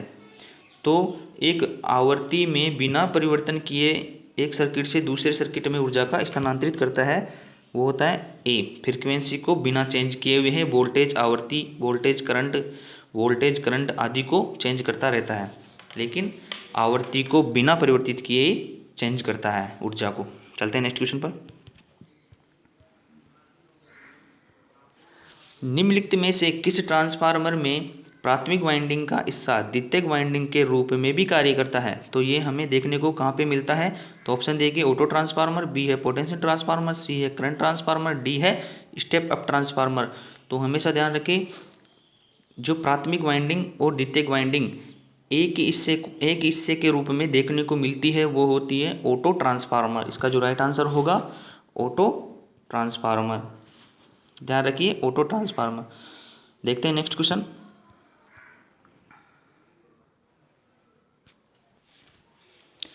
बुकोल्स रिले के लिए ट्रांसफार्मर पर प्रचालित की जाती है। जो बुकोल्स रिले होती है वो किस ट्रांसफार्मर के लिए प्रयोग की जाती है? क्यों की जाती है बुकोल्स रिले, ये बताना है। ऑप्शन ए, ट्रांसफार्मर में आंतरिक दोष को इंगित करने में, बी है बड़े फॉल्ट के दौरान ट्रांसफार्मर को अलग करने में, सी है ट्रांसफार्मर में आंतरिक दोष को इंगित करने और बड़े फॉल्ट के दौरान ट्रांसफार्मर को अलग करने में, डी है बड़े ट्रांसफार्मर में बड़े फॉल्ट इंगित करने के लिए। तो हमेशा ध्यान रखें, ट्रांसफार्मर में आंतरिक दोष को इंगित करने व बड़े फॉल्ट के दौरान ट्रांसफार्मर को अलग करने में इसका प्रयोग किया जाता है। राइट आंसर होगा सी। चलते हैं नेक्स्ट क्वेश्चन पर। ट्रांसफॉर्मेशन एक्शन के दौरान निम्नलिखित में से कौन सा विद्युत राशि परिवर्तित नहीं होती है? फिर से क्वेश्चन आ गया है। तो ट्रांसफॉर्मेशन, जब ट्रांसफॉर्मेशन ऊर्जा का ट्रांसफॉर्मेशन होता है उसके दौरान निम्न में से विद्युत राशि परिवर्तित नहीं होती है। तो देखिए, frequency, voltage, current, none of these. तो जो आवृत्ति होती है वह विद्युत राशि परिवर्तित नहीं होती है। चलते हैं नेक्स्ट क्वेश्चन पर। निम्नलिखित में से कौन सा ट्रांसफार्मर का हिस्सा नहीं है? तो बताना है निम्नलिखित में से कौन सा ट्रांसफार्मर का हिस्सा नहीं है। तो कम्यूटेटर, ये जनरेटर मोटर्स में मिलते हैं, डीसी मोटर्स में। रेडिएटर, ये ट्रांसफार्मर में मिलती है, जो ट्रांसफार्मर की बॉडी के चारों ओर सी आकार में लगी हुई होती है, ये कूलिंग का काम करती है। टैप चेंजर, ये टैप चेंजर आंतरिक होते हैं, जो टैपों को बढ़ाया व घटाया जा सकता है, ये भी ट्रांसफार्मर में होता है। कंजर्वेटर टैंक, ये मेन टैंक के ऊपर होता है जो बढ़े हुए तेल के आयतन को स्टोर करता है, कंजर्वेटर टैंक। तो ये भी होता है, ये भी होता है। कौन सा नहीं होता है ये बताना है, कौन सा ट्रांसफार्मर का हिस्सा नहीं है, तो वह है कम्यूटेटर। कम्यूटेटर जनरेटर व मोटर का अल्टरनेटर का कम्यूटेटर होता है जो मोटर और जनरेटर का हिस्सा होता है। चलते हैं नेक्स्ट क्वेश्चन पर। बुकोल्ज रिले किस प्रकार का यंत्र है? सुरक्षा उपकरण, धारा मापक यंत्र, वोल्टेज मापक यंत्र, इनमें से कोई नहीं। तो हमेशा ध्यान रखें, जो बुकोल्ज रिले होते हैं जो ट्रांसफार्मर में लगाए जाते हैं, वो एक प्रकार के सेफ्टी डिवाइस है। ये आंतरिक सुरक्षा व आंतरिक फाल्ट से बचाता है। इसका जो राइट आंसर है वह सुरक्षा उपकरण के रूप में रिले का प्रयोग किया जाता है। तो हमेशा ध्यान रखें, बुकोल्ज रिले का प्रयोग ट्रांसफार्मर में किया जाता है। विद्युत ऊर्जा उद्योग के लिए निम्नलिखित में से कौन सा उचित पीपीई है, पर्सनल प्रोटेक्टिव इक्विपमेंट है? कौन सा है विद्युत ऊर्जा के लिए? ऑप्शन देगी ए लो प्रतिरोध कपड़े, सुरक्षा चश्मा पहनना चाहिए, सी है सिर को मजबूत टोप पहनना चाहिए, या ए नन ऑफ दीज। तो इसका जो राइट आंसर होगा वो होगा डी, लो प्रतिरोधी कपड़े पहने, सुरक्षा चश्मा पहने, सिर पर मजबूत टोप पहने और उपरोक्त सभी पहने। ये एक प्रकार का पर्सनल प्रोटेक्टिव इक्विपमेंट होता है। चलते हैं नेक्स्ट क्वेश्चन पर। नीचे दिया गया प्रतीक प्रदर्शित करता है, हाथ की सुरक्षा पहने, सिर की सुरक्षा पहने, कान की सुरक्षा पहने और आँख की सुरक्षा पहने। तो ये दिखाया गया जो सिंबल है यह एक प्रकार का आवश्यक है, जो आवश्यक को दर्शाता है, और इसकी जो सिंबल दिखाया गया है वह एक चश्मे के साथ दिखाया गया है। तो आँख की सुरक्षा पहने, इसका जो राइट आंसर होगा वेयर आई प्रोटेक्शन। चलते हैं नेक्स्ट क्वेश्चन पर। चित्र में दिखाए गए औजार की पहचान करें। देखते हैं, इसमें कोई चित्र नहीं दिखाया गया है जो निम्नलिखित में से या तो ड्राई वाइस का होगा, बेंच वाइस का होगा, रेचेड वाइसेस का होगा, या फिर हैंड सीयर का होगा। तो वो इसमें दिखाया गया नहीं है। तो हम जो चित्र होगा सिंबल उसके प्रकार से ही हम उसका आंसर दे देंगे। बेंच वाइस होगा तो बेंच वाइस है, ड्राई वाइस है तो ड्राई वाइस, रेचेड वाइस है तो रेचेड वाइस, और हैंड सीयर है तो हैंड सीयर। चलते हैं नेक्स्ट क्वेश्चन पर। चित्र में दर्शाए गए हस्त औजार की पहचान करें। तो एक प्रकार का जो इसमें प्लायर दिखाया गया है तो वो कौन सा है ये देखना है। Combination plier, side cutting plier, long nose plier या फ्लैट नोज प्लायर। ये एक प्रकार का फ्लैट नोज दिखाया गया है। इसकी जो आगे की नोज है वह फ्लैट है, बिल्कुल फ्लैट है। तो ये एक प्रकार का फ्लैट नोज प्लायर होगा। इसकी जो राइट आंसर होगा डी। चलते हैं नेक्स्ट क्वेश्चन पर।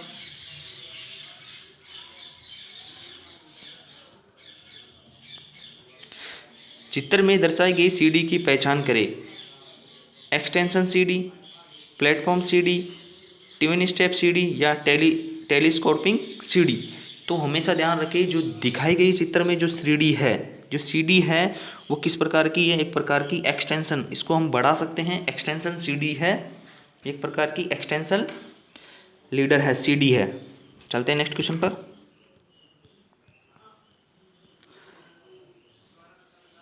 चित्र में दर्शाए गए हस्त औजार की पहचान करें। ए नियॉन टेस्टर, बी है गिमलेट, सी है स्क्रू ड्राइवर और डी है स्टार हेड स्क्रू ड्राइवर। तो इसका जो राइट आंसर होगा वो होगा, ये एक प्रकार का दिखाया गया जो स्क्रू ड्राइवर है यह है नियॉन टेस्टर है, जो ये 500 वोल्टेज तक एसी पर कार्य कर सकता है। ये फेज की उपस्थिति को दर्शाता है, इसमें नियॉन लैंप लगा हुआ होता है। तो चलते हैं नेक्स्ट क्वेश्चन पर।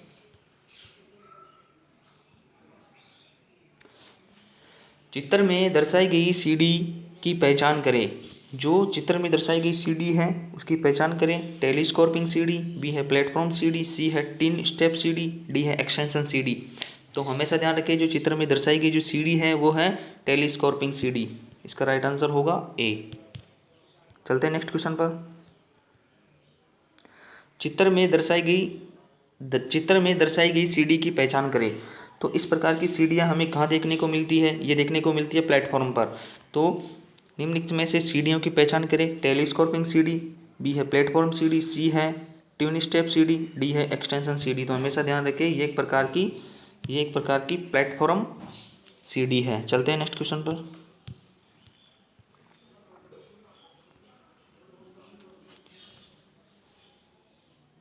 ईंधन की ऊष्मा ऊर्जा द्वारा यांत्रिक ऊर्जा में परिवर्तित हो जाती है। तो ईंधन की ऊष्मा ऊर्जा होती है वो यांत्रिक ऊर्जा में परिवर्तित हो जाती है।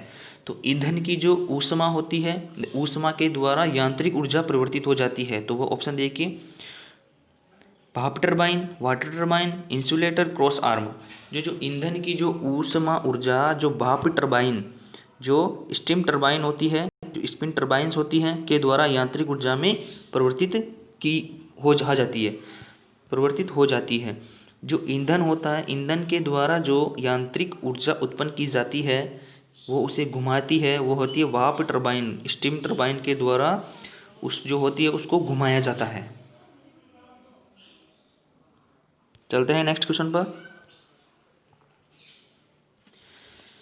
विद्युत ऊर्जा जो जनरेटिंग स्टेशन से उत्पन्न होती है और उपभोक्ता को निम्न के लिए माध्यम से प्रेषित होती है। तो विद्युत ऊर्जा जो जनरेटिंग स्टेशन से उत्पन्न होती है और उपभोक्ता को निम्नलिखित में से किस माध्यम से प्रेषित करती है वो बताना है। डिस्क इंसुलेटर, रिले के द्वारा, ओवरहेड लाइन व अंडरग्राउंड केबल द्वारा, या गार्ड वायर द्वारा। तो हमेशा ध्यान रखिए जो विद्युत ऊर्जा जो जनरेटिंग स्टेशन से उत्पन्न होती है और उपभोक्ता को निम्नलिखित के माध्यम से प्रेषित करती है वो करती है ओवरहेड लाइन व अंडरग्राउंड केबल्स द्वारा। इसका जो राइट आंसर है वो होगा सी। चलते हैं नेक्स्ट क्वेश्चन पर।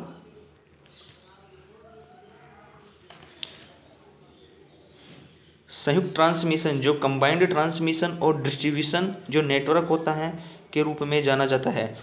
जो संयुक्त ट्रांसमिशन और डिस्ट्रीब्यूशन नेटवर्क, जो संयुक्त ट्रांसमिशन जो कंबाइंड ट्रांसमिशन होता है, वो जो डिस्ट्रीब्यूशन नेटवर्क होता है वो के रूप में जाना जाता है, वो जाना जाता है पावर ग्रिड के रूप में जाना जाता है। कोरोना के रूप में नहीं जाना जाता है। बिजली संयंत्र पावर प्लांट के रूप में जाना जाता है, नहीं। पीवीसी के रूप में जाना जाता है, नहीं। जो संयुक्त ट्रांसमिशन और डिस्ट्रीब्यूशन जो नेटवर्क होता है जो पावर ग्रिड पर देखने को मिलते हैं वो पावर ग्रिड होंगे। नेक्स्ट क्वेश्चन पर चलते हैं। निम्नलिखित में से कौन सा एक वितरण प्रणाली का घटक है। तो निम्नलिखित में से कौन सा एक जो वितरण प्रणाली होती है, डिस्ट्रीब्यूशन सिस्टम होता है, उसका एक घटक है। फीडर, डिस्ट्रीब्यूटर, सर्विस लाइन और सर्विसमैन, उपरोक्त सभी।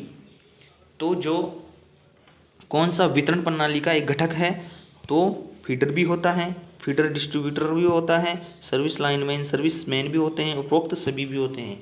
तो जो ये उपरोक्त सभी ही क्या होते हैं, वितरण प्रणाली के घटक होते हैं, जो कंपोनेंट ऑफ डिस्ट्रीब्यूशन सिस्टम, जो डिस्ट्रीब्यूशन के क्या होते हैं, वितरण प्रणाली के घटक होते हैं। चलते हैं नेक्स्ट क्वेश्चन पर। ओवरहेड लाइन में लाइन इंसुलेटर का उपयोग करने का उद्देश्य क्या है। जो ओवरहेड लाइनें होती हैं जो ऊपर से जाती है, जो ओवरहेड लाइनों में लाइन जो इंसुलेटर होते हैं, जो इंसुलेटर उनमें लगाए जाते हैं, का उपयोग करने का उद्देश्य क्या है। जब हम ओवरहेड लाइनों में जब इंसुलेटर प्रयोग करेंगे तो वह हमें एक सुरक्षा प्रदान करते हैं। तो कंडक्टर से पोल तक करंट के लीकेज को रोकने के लिए, बी है लीकेज धारा को एक सुलभ मार्ग उपलब्ध कराने के लिए, सी है भू संयोजन उपलब्ध कराने के लिए, ए या उपरोक्त सभी। तो जब हमें ध्यान रखें जो ओवरहेड लाइनों में जो लाइन इंसुलेटर का प्रयोग किया जाता है उसका उद्देश्य होता है वह कंडक्टर से पोल तक करंट के लीकेज को रोकता है, जिससे उसमें जो पोल में करंट जो फ्लो नहीं होता है उसे इंसुलेटर के लिए, इसीलिए इंसुलेटर उपयोग किए जाते हैं, जिसे आसानी से सुरक्षा उपलब्ध हो जाती है। चलते हैं नेक्स्ट क्वेश्चन पर। लीकेज धारा को एक सुलभ मार्ग उपलब्ध कराने के लिए, जो लीकेज करंट होती है उसको सुलभ मार्ग उपलब्ध कराने के लिए, भू संयोजन उपलब्ध कराने के लिए, डी है ऑप्शन देखिए, ऑप्शन इसका तो ए राइट आंसर हो गया है। चलते हैं नेक्स्ट क्वेश्चन पर। उन स्थानों पर स्थापित किया जाता है जहाँ लाइन गली सड़क या रेलवे लाइन को पार करती है तो उन स्थानों पर स्थापित किया जाता है जो लाइन जो है सड़क, गली, रेलवे लाइनों को पार करती है तो उसे बोलते हैं गार्ड तार या डिस्क इंसुलेटर या रिले या पुश बटन।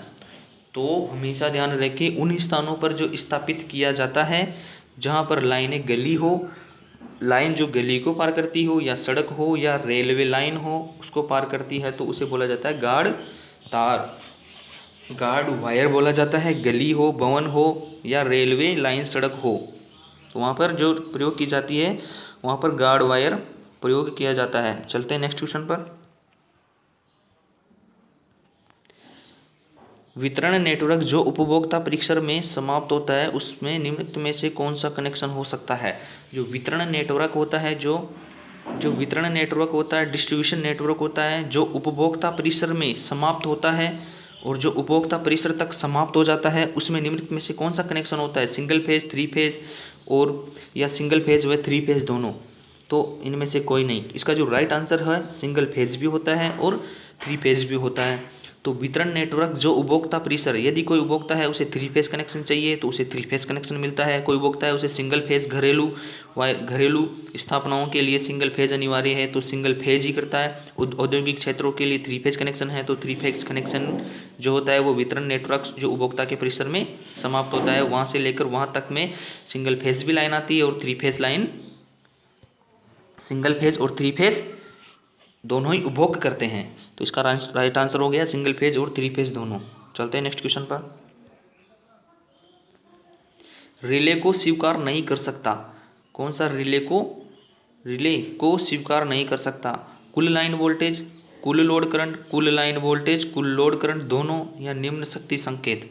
तो हमेशा ध्यान रखिए जो रिले को स्वीकार नहीं कर सकता है वो होता है कुल लाइन वोल्टेज और कुल लोड करंट दोनों। इसका राइट आंसर होगा सी। जो रिले होती है को स्वीकार नहीं कर सकती, जो रिले होती है जो किसको स्वीकार नहीं कर सकती, लोड करंट को, लोड करंट वोल्टेज को और कुल लोड करंट दोनों को। चलते हैं नेक्स्ट क्वेश्चन पर।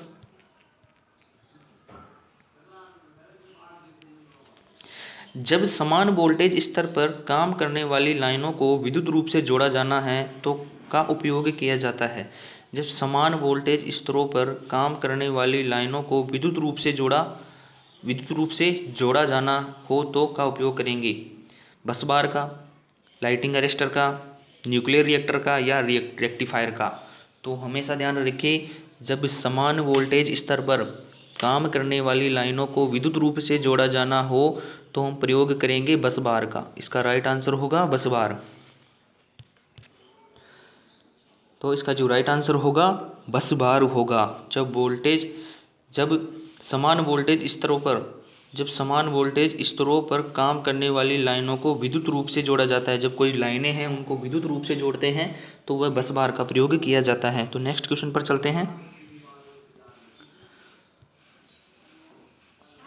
एक स्टार संयोजित अल्टरनेटर के लिए निम्नलिखित में से कौन सा संबंध सही है।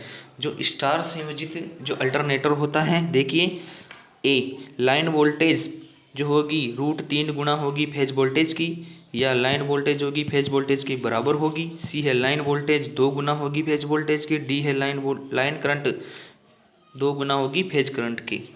तो हमेशा ध्यान रखें जो स्टार कनेक्शन होता है उसमें होता है पहले तो जो लाइन करंट होती है वो फेज करंट के बराबर होती है। जो लाइन वोल्टेज होती है वो फेज वोल्टेज का √3 गुना होती है। और जब फेज वोल्टेज होती है वो लाइन वोल्टेज का अपॉन √3 होता है। तो हमें बताना है लाइन वोल्टेज, तो लाइन वोल्टेज होती है √3 गुना फेज वोल्टेज का। तो हमेशा ध्यान रखें लाइन वोल्टेज होती है √3 गुना फेज वोल्टेज का। चलते हैं नेक्स्ट क्वेश्चन पर। एक अल्टरनेटर के प्रति चक्रण घूर्णन की संख्या के सीधे समानुपाती होती है। जब एक अल्टरनेटर की जो प्रति चक्रण घूर्णन की संख्या है वो किसके समानुपाती होती है, तो देखिए ध्रुवों की संख्या से विभाजित होती है, बी ध्रुवों की संख्या से 2 गुना होती है, सी ध्रुवों की संख्या के समान होती है, या डी ध्रुवों की संख्या के वर्ग के समान होती है। तो एक अल्टरनेटर प्रति चक्रणों जो अल्टरनेटर एक प्रति चक्रण करता है तो संख्या के सीधे जब अल्टरनेटर प्रति चक्रण एक चक्रण घूर्णन की संख्या होती है वो होती है ध्रुवों की संख्या 2 से विभाजित। ध्रुवों की संख्या होती है 2 से विभाजित, क्योंकि दो ध्रुव एक चक्र का निर्माण करते हैं। जो दो ध्रुव होते हैं वो एक चक्र का निर्माण करते हैं, तो दो ध्रुवों की संख्या 2 से विभाजित। चलते हैं नेक्स्ट क्वेश्चन पर। एक अल्टरनेटर में आर्मेचर कॉइल में उत्पन्न होने वाली प्रत्यावर्ती धारा को बाहरी सर्किट में की होती है।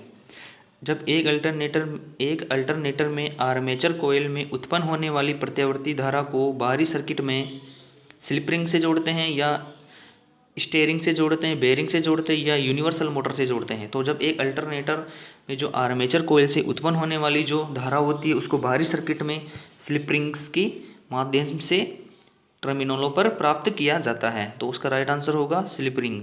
चलते हैं नेक्स्ट क्वेश्चन पर। टेस्ट लैंप के साथ निरंतर परीक्षण जो कंटिन्यूटी टेस्ट किया जाता है वो परीक्षण क्या इंगित करता है? जो टेस्ट लैंप के द्वारा जो कंटिन्यूटी जो परीक्षण होता है वो क्या इंगित करता है? दो टर्मिनलों के मध्य कंटिन्यूटी या वाइंडिंग के मध्य शॉर्ट सर्किट, या दो टर्मिनलों के मध्य शॉर्ट सर्किट और वाइंडिंग के मध्य निरंतरता परीक्षण, इनमें से कोई नहीं। तो हमें बताना है जो टेस्ट लैंप है वह जो कंटिन्यूटी परीक्षण टेस्ट करता है, दो टर्मिनलों के मध्य निरंतरता परीक्षण टेस्ट करता है, वह दो टर्मिनलों के मध्य शॉर्ट सर्किट और वाइंडिंग के मध्य निरंतरता। ये शॉर्ट सर्किट को नहीं दर्शाता है, ये दर्शाता है केवल निरंतरता सर्किट, मतलब दोनों के मेष में दो टर्मिनलों के मध्य संयोजन है या नहीं, इसको दर्शाता है। यदि संयोजन है वो है तो वो दर्शाएगा, यदि शॉर्ट सर्किट भी है तो संयोजन तो है लेकिन वो दर्शाएगा। लेकिन बोल रहा है कि टेस्ट लैंप के साथ निरंतर परीक्षण क्या इंगित करता है? मेन कारण होता है इसका दो टर्मिनलों के मध्य कंटिन्यूटी, ये दो टर्मिनलों के मध्य कंटिन्यूटी की जांच करता है। चलते हैं नेक्स्ट क्वेश्चन पर। अल्टरनेटिंग की वाइंडिंग के संबंध में KD क्या प्रदर्शित करता है? तो KD होता है वो क्या प्रदर्शित करता है? एक होता है distribution factor, pitch factor, coil span, प्रतिरोधक गुणांक। तो अल्टरनेटर की जो वाइंडिंग के संदर्भ में जो KD होता है वो होता है डिस्ट्रीब्यूशन फैक्टर, और एक होता है KP। डिस्ट्रीब्यूशन फैक्टर एक होता है KP, एक होता है KD। तो इसका मैं KD का मान बताना है तो डिस्ट्रीब्यूशन फैक्टर। चलते हैं नेक्स्ट क्वेश्चन पर। अल्टरनेटर में निम्नलिखित में से कौन सी लोह हानि विद्यमान होती है? तो अल्टरनेटर में निम्नलिखित में से कौन सी लोह हानि विद्यमान होती है? हिस्टैरिसीस हानि, एडी करंट, हिस्टैरिसीस हानि व एडी करंट हानि, दोनों, इनमें से कोई नहीं।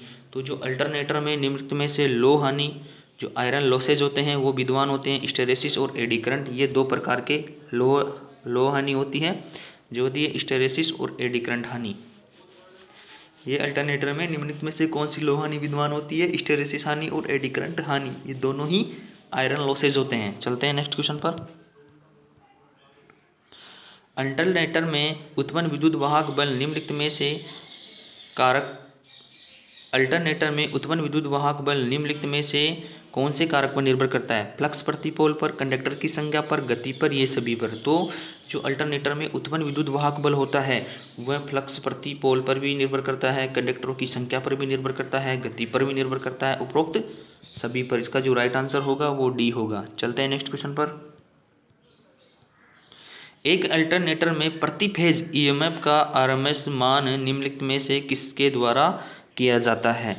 जो होता है इसका जो EMF होता है, जो अल्टरनेटर का जो EMF होता है ये RMS मान होता है, जो RMS रूट मीन स्क्वायर मान होता है 4.5 F और T वोल्ट होता है। लेकिन हमें बताना है प्रति फेज EMF, जो एक सिंगल जो प्रति फेज EMF है उसका जो RMS मान बताना है तो वो होगा 2.225 वोल्ट, ये होगा प्रति फेज के लिए। प्रति फेज के लिए ये होगा 2.225 5F 2.22 5FT वोल्ट। इसका जो राइट आंसर होगा वो होगा सी। प्रति फेज ईएमएफ के लिए हमेशा ध्यान रखें, जो प्रति फेज ईएमएफ के लिए जो वोल्टेज होगा वो होगा 2.22 5FT volt, 2.22 5FT volt.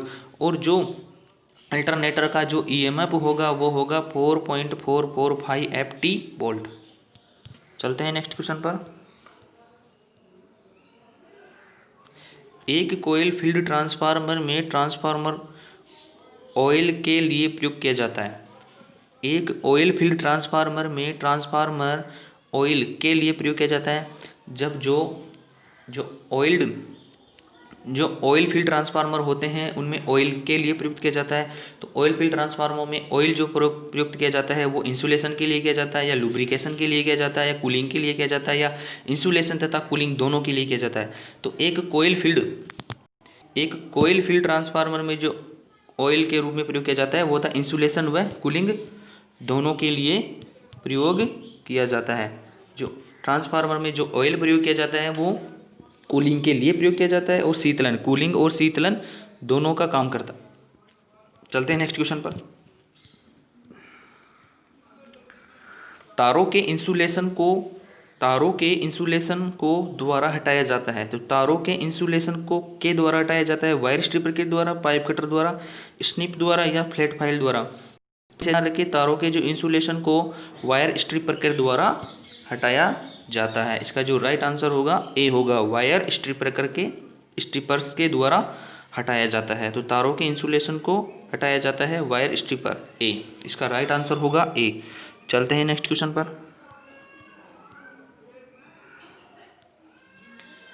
Cable जोड़ दोष पता लगाने के संदर्भ में पल्स इको विधि भी कहा जाता है। तो केबल जोड़ दोष पता लगाने के संदर्भ में जो पल्स इको विधि भी कहा जाता है।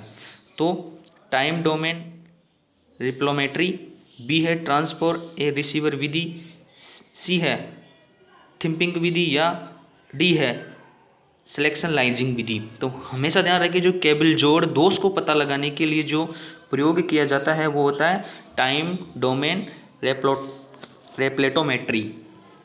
ये क्या होता है, केबल में जोड़ होते हैं ना, जोड़ के दोष को पता लगाने के संदर्भ में जो पल्स इको विधि है, ये एक प्रकार की क्या है, पल्स इको विधि, एक प्रकार की पल्स इको विधि है जो टाइम डोमेन रेप्लेटोमेट्री में प्रयोग किया जाता है। इसका राइट आंसर होगा ए। का प्रयोग स्ट्रेट थ्रू जोड़ में नहीं किया जाता है। का प्रयोग स्ट्रेट थ्रू जोड़ में नहीं किया जाता है। प्लास्टिक टेप में, स्ट्रेट थ्रू, फेरूल में, या प्लास्टिनेट में, या राइजर में। तो हमेशा ध्यान रखिए, स्ट्रेट थ्रू जोड़ होता है जो स्ट्रेट थ्रू जोड़ में नहीं किया जाता है। किस में नहीं किया जाता है, स्ट्रेट थ्रू जोड़ निम्न में नहीं किया जाता है। वो क्या नहीं किया जाता है, प्लास्टिक कैप होती है उसके अंतर्गत स्ट्रेट थ्रू तो जोड़ नहीं किया जाता है। का प्रयोग स्ट्रेट थ्रू जोड़ में नहीं किया जाता है वो होता है प्लास्टिक कैप। चलते हैं नेक्स्ट क्वेश्चन पर। ये कुछ क्वेश्चन दिखाया गया है, ये इसमें प्रदर्शित नहीं हो रहा है। चलते हैं नेक्स्ट क्वेश्चन पर।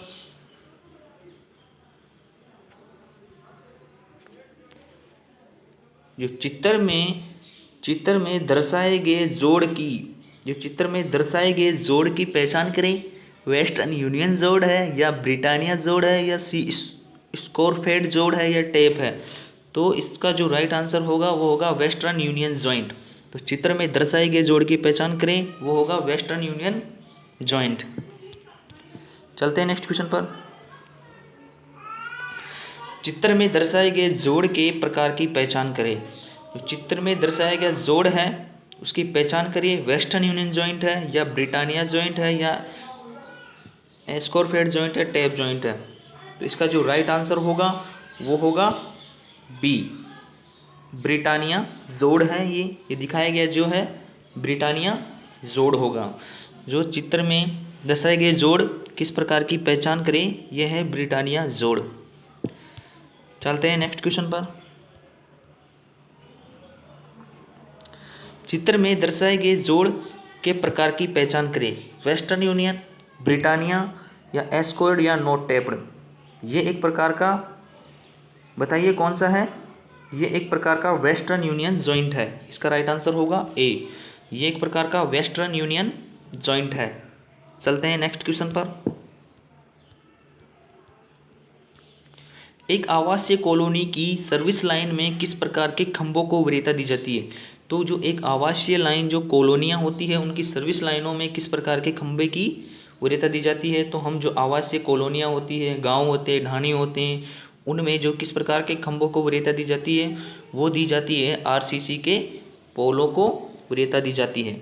आरसीसी के जो खंभे होते हैं उनका प्रयोग किया जाता है। तो चलते हैं नेक्स्ट क्वेश्चन पर। राष्ट्रीय विद्युत कोड के अनुसार न्यूट्रल के लिए कलर कोड होता है। जो न्यूट्रल के लिए कलर कोड होता है, अभी क्वेश्चन आया है ये पहले कुछ पिछले पेपरों में भी हर पेपर में मिल रहा है क्वेश्चन। विद्युत राष्ट्रीय कोड के अनुसार न्यूट्रल के लिए कलर कोड होता है वो होता है काला, अर्थिंग के लिए होता है हरा। तो हमेशा ध्यान रखें, न्यूट्रल के लिए काला और अर्थिंग के लिए हरा। चलते हैं नेक्स्ट क्वेश्चन पर। भारतीय विद्युत नियमों के अनुसार किसी सेवा लाइन को टैप नहीं किया जाना चाहिए। तो जो भारतीय विद्युत नियमों में लिखा हुआ है कि जो सेवा लाइन है उसको मध्य में से टैप नहीं किया जाना चाहिए, तो ये एक प्रकार का दंडनीय अपराध है। तो चलते हैं इसका जो राइट आंसर होगा वो होगा मध्य में से। जो मध्य में से है सेवा लाइन को टैप नहीं किया जाना चाहिए। चलते हैं नेक्स्ट क्वेश्चन पर। डेल्टा संयोजी ट्रांसफार्मर की तुलना में स्टार संयोजी ट्रांसफार्मर की दक्षता होगी। तो डेल्टा जो संयोजी ट्रांसफार्मर की तुलना में स्टार संयोजी ट्रांसफार्मर की दक्षता होगी, तो डेल्टा में जो होगी वो होगी स्टार से 3 गुना अधिक, और जो स्टार में होगी वो डेल्टा से 1/3 1/3 होगी। इसका जो राइट आंसर है वो बी होगा। तो डेल्टा संयोजी ट्रांसफार्मर की तुलना में स्टार संयोजी ट्रांसफार्मर की दक्षता होती है 1/3 1/3 टाइम होती है। चलते हैं नेक्स्ट क्वेश्चन पर। मध्य लाइनों पर फॉल्ट हेतु सामान्य रिले का प्रयोग किया जाता है। एक होता है उच्च ट्रांसमिशन लाइनों में जो उच्च वोल्टेज होते हैं, तो उच्च वोल्टेज लाइनों में फॉल्ट हेतु, और एक होता है मध्यम लाइनों पर फॉल्ट हेतु। तो इसमें बोल रहा है मध्यम लाइनों के लिए फॉल्ट हेतु सामान्य रिले का प्रयोग करेंगे। तो वह है एक प्रकार की ऑप्शन देखिए, इम्पीडेंस रिले, रिलेक्टेंस रिले, सी मोह रिले और ओम रिले। ओम तो हम हमेशा ध्यान रखिए जो मीडियम लाइन होती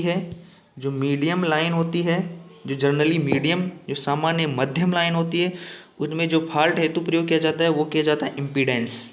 और जो उच्च ट्रांसमिशन लाइनों में जो प्रयोग किए जाते हैं वो किए जाते हैं मोह रिले।